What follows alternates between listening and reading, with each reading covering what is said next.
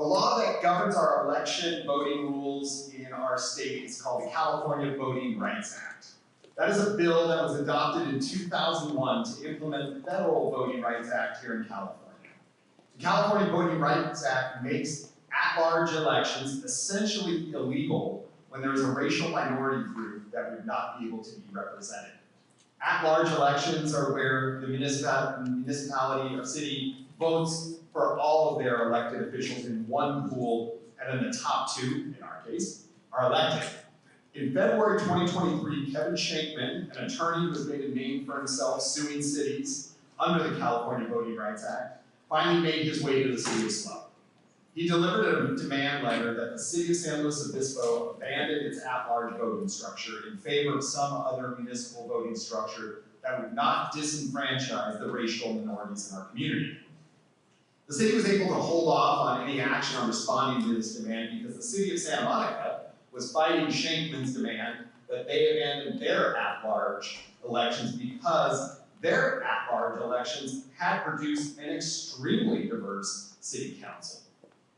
There are several options that will allow us to maintain the at-large election where electeds will have a citywide focus while still creating a system that will allow racially underrepresented groups to participate.